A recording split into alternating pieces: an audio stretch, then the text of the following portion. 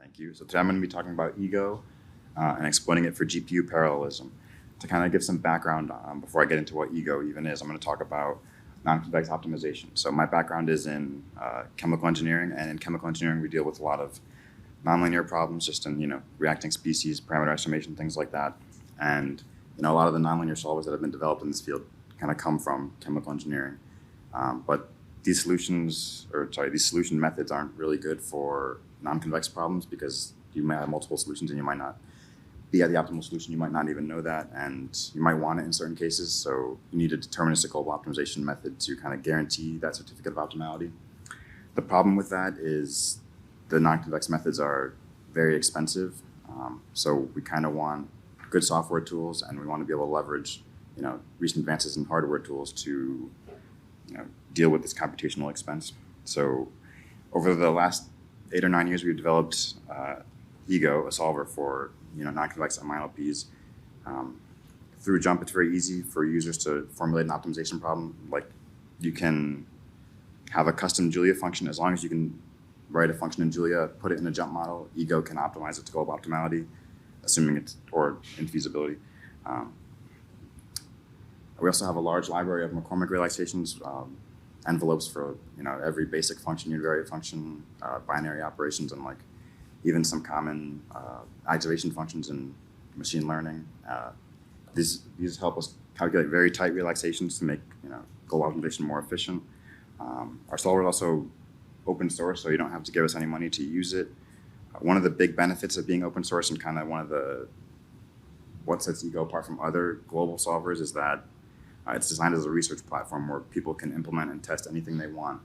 A lot of the functions in EAGO are written in a certain way where you can overload them, or you can rewrite them to do something else based on what you're trying to do. Instead of what most people do is they'll make their own solver for a very specific problem class, or they'll have to reformulate their problem. But EAGO is kind of a general purpose solver where we kind of want to apply it to any problem. So if you want to test a certain part of the global optimization algorithm, you can just implement that part of it and not have to deal with the overhead of creating an entire solver from scratch. Today I'm kind of going to show a little example of that, but focus on a GPU implementation of the lower bounding problem. So historically, GPUs have been underutilized for solving MILPs, aside from recent advances in Mango and EAGO. So if we look at the table of existing tools, it's clear that they exclusively implemented on CPUs. We began our developments in 2021, and this was kind of the first, to our knowledge, implementation of integrating GPUs into deterministic global optimization methods. And we're kind of motivated by this SIMT architecture of GPUs because they exhibit exceptional performance in a lot of applications, and we kind of thought maybe we can apply this to the global optimization algorithm. So we kind of need to understand how branch and bound works so that we can implement it on a GPU. So you have this is oversimplified, but you have some non-convex problem. The first thing you do is you construct you use a fast NLP solver to calculate an upper bound. And then you would construct a convex relaxation of your objective function, and then you would use some other solver to calculate a lower bound. And then at this point, we have a global upper bound and a global lower bound, and we calculate the difference between them and determine if this is within our desired tolerance and if we found an optimal solution or not.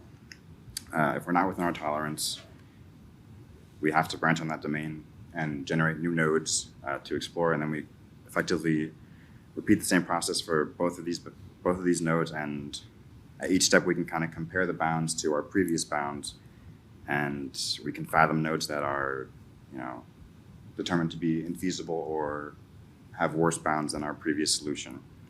This process continues iteratively until we meet our optimality gap tolerance.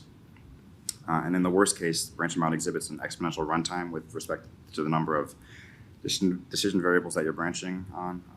And this is a fundamental challenge that we faced in deterministic global optimization. So our approach is to leverage GPU acceleration as one possible solution to kind of reduce the overall solution time of the problems. So we kind of have a basic understanding of branch and bound and how GPU architecture is relevant. We kind of want to see how we can apply that to the serial branch and bound algorithm.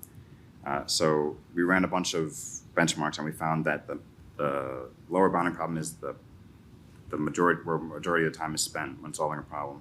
So we figured we should try to take this from the CPU and take the only computational or the main computational expensive task and put that on the GPU. So we kind of have to know all of the steps of the lower bounding problem, and there are three main components here. So first we need to generate our relaxations, then we need to use these relaxations to make an LP, and then we need to solve that LP using an appropriate solver. By default, we use GLPK. We switched between GLPK, CBC, and other solvers in the past, but right now GLPK is our default. But we make it relatively easy to switch to another solver if users want to try that, just by defining the subsolver block and then switching to that optimizer instead, as long as it's compatible with the type of problem you're trying to solve and it has an MOI optimizer. So we want to take each of these steps and put them on the GPU. So the first step is to look at relaxations. So we use McCormick relaxations. These are kind of, they provide convex underestimators and concave overestimators of nonlinear functions over some domain. We can basically factor some expression into a sequence of binary operations or univariate functions, and we can represent this decomposition as a computational graph. And then we calculate the McCormick relaxations of V1 and V2, and then we propagate that information all the way through to V10, and we have tight relaxations on the original expression that we defined. And we developed a package that does this. So you use McCormick, and then you choose a point you want to calculate your relaxation at, and the interval bounds of the variable, and then you would create your McCormick object. You can then take that McCormick object and plug it into a Julia function, and you can calculate, if you plug in a bunch of different points, you can calculate your McCormick relaxations over that entire domain, and this is kind of what that would look like for this random function I chose. So to do this, we created a struct in McCormick that basically stores the concave and convex relaxation information, the interval bounds, and of course the subgradients for deterministic global optimization. It gets kind of complicated, but if you compare it to like interval arithmetic, if you're multiplying two things together, you have very specific rules of how you would multiply them together depending on if one of your bounds is negative or if multiple bounds are negative. So in McCormick, you kind of extend that to do way more complicated things. If you to calculate your concave or your convex and your concave relaxations, here it's just kind of simplified to be like based on a specific point of x and y, but you can imagine that they are functions of other functions. And in McCormick, there's just, we just overloaded functions and multiple dispatched a bunch of different types, or I guess different ways to calculate these operations behind the scenes. I didn't really show the big functions that do this, but it's just a bunch of if statements like, if x is negative, do this certain thing, etc. Originally, this was developed as part of EAGO, but we decided to split it up so that people can calculate relaxations without having to use EAGO specifically. But we still have to use that information in EAGO. So when the user writes a jump model, we need to look at this expression and create a directed acyclic graph based on that information. And then you can take the interval information that we've obtained from jump and then from factoring this into a McCormick graph. And then we use the interval bounds and the midpoint to calculate our McCormick relaxations, and then we can do the rest of the branch and bound algorithm. We can make our LPs, and then we can solve our LPs. But this becomes very computationally expensive as you cut the domain into multiple pieces because you have to calculate relaxations for each graph, and you have to do this sequentially in McCormick. But this is shown to be a pretty significant computational bottleneck, but we found a pretty good way to implement it on the GPU. So basically we take that expression and we have to create a custom GPU function that can calculate the relaxations in parallel rather than in serial like regular McCormick. So source code McCormick will automatically generate a function that represents your expression and then apply the appropriate McCormick rules. And what we do is we basically create a bunch of branch and bound nodes initially based on the size of how many threads you have on your GPU, and then we calculate all those relaxations at the same time. So EAGO kind of looks at the primal trace one step at a time, where source code McCormick looks at the entire primal trace and just calculates the relaxations in parallel. And we've kind of compared source code McCormick to regular McCormick, and we found that we get at least a 50 times speed up, depending on the expression we're dealing with, but sometimes up to over 6,000 times speed up. So this was kind of our initial test for implementing DGO stuff on a GPU, and it kind of validated our hypothesis that we can continue moving forward. So our next step was to change how we linearize to create our LPs. In general, or by default in EAGO, we use Kelly's method, which just constructs cutting planes, to refine a piecewise linear relaxation of the objective function. And as you add more cuts, the relaxation becomes tighter, and gives you more accurate lower bound on your objective function. But this requires n LP cells depending on how many cuts you're doing, and it's a sequential method, so we can't easily apply it to a GPU. So we decided to look into a Sobel sampling method where we can just cheaply generate a bunch of points in parallel, and then we can intelligently filter them, and then build an LP relaxation based on those points that we've selected. And the benefit of this is that we can do that in parallel, and it only requires one LP solve per node, as opposed to n. So now we have a good way to create our linears, to create our LPs. Now we need a good way to solve them. There have been a lot of developments for LP solvers on the GPU recently, particularly PDLP and its GPU implementation, cuPDLP. However, in the context of deterministical optimization, the LPs we generate are much smaller and denser than the typical large-scale LPs that I guess every LP is trying to solve. So the existing GPU implementations are not sufficient for us in this setting. So we had to develop our own GPU-based LP solver called batch PDLP. So it's basically just PDLP, but it's modified slightly to be designed for small, dense LPs. And basically what we do is, instead of just throwing the entire GPU or throwing the LP at the entire GPU, we send one branch of, I guess, one LP per, we branch and we send a bunch of LPs to different portions of the GPU, and we can solve a bunch of LPs simultaneously on the GPU, and then we can turn off certain parts of the GPU when that LP is finished and just continue solving the rest and kind of efficiently use resources. So to benchmark batch PDLP, we can't really use the standard LP benchmarking sets that are available because we're doing deterministical optimization. We want to solve problems that are much smaller scale. So we went to MINLPlib, and we basically filtered out a bunch of problems that we took out the mixed integer problems, and we took out problems with more than 100 variables, more than 1,000 constraints, so that we could have kind of a reasonable test set for deterministical optimization. So we ended up with 124 nonlinear programs. Then we basically made 10,000 subproblems for each of those NLPs that we had, and we benchmarked against current state-of-the-art solver. So this is a Dolan and Moray performance profile. So the important part is up and to the left means you're faster, and the plateau represents how many problems you can solve. So we compared against particularly Gurobi and Hai's PDLP methods, and we found that we're 65% faster, we're faster on 65% of problems, and we can solve more problems overall than GLPK and Hai's, but obviously Gurobi still dominates the field. And again, it's important to note that these are not large-scale LPs, so most methods are not designed for the small, dense LPs that we're dealing with. So we've done all the steps. Now we finally need to put them together in EAGO. So we've developed another package called Orion. Don't ask me what it stands for, but it's based on the name of a horse from Greek mythology that's fabulously fast or something like that.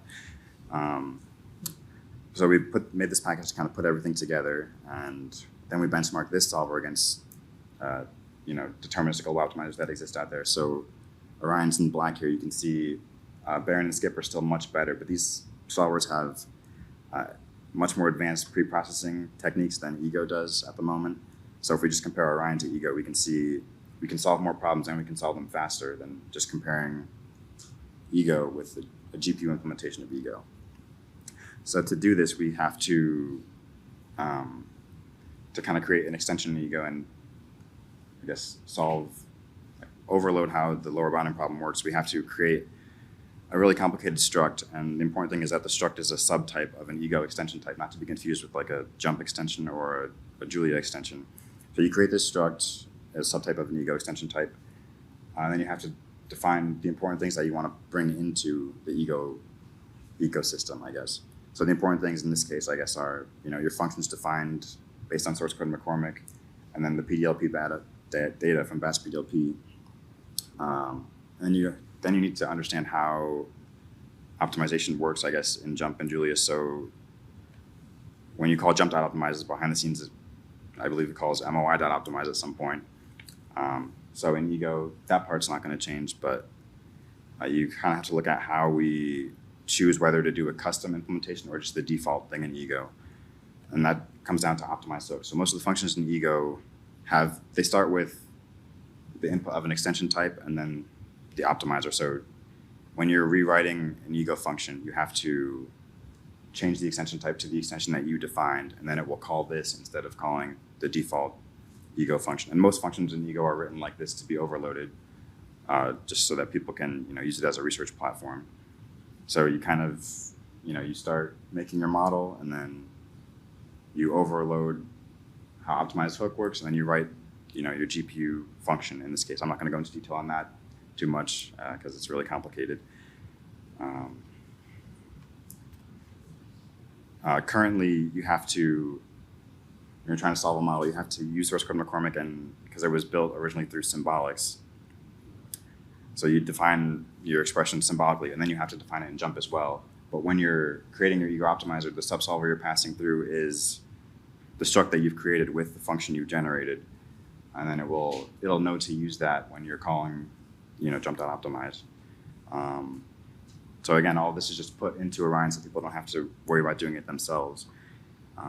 This isn't public yet because the person who wrote it is trying to graduate right now, so he has to publish the paper on it before I make this public. But we also looked into doing methods where you have multiple GPUs. So if your computer has multiple GPUs, you can use all of them instead of just using one GPU. And we've seen, I guess, a 70% speed up on most problems compared to just using one GPU. So the more GPUs you have, you can effectively just scale how quickly you can solve a problem. So moving forward, we hope to make Orion an option in EAGO, probably look something like this. In order to do that, we have to update source code McCormick to use math-opt interface so that it's just seamlessly integrated and you don't have to do this first initial step of defining things symbolically. And then eventually we'll extend Orion to all GPU types instead of just NVIDIA GPUs. And lastly, I'll talk about recent advances in EAGO. So recently we've updated our domain reduction routines, specifically constraint propagation. If you think about that expression, we were given some bounds at the start, and using interval constraint propagation, we can reduce the domain of X with very minimal effort. And this is kind of like another method of reducing the size of the problem we're trying to solve in deterministic optimization. So if we combine that with our GPU stuff, we're making significant improvements to solve deterministic problems faster. So that's what we're looking towards in the future. With that, I have to acknowledge my funding sources and thank the members of my lab, JumpDev, for allowing me to give this talk, and I'll take any questions.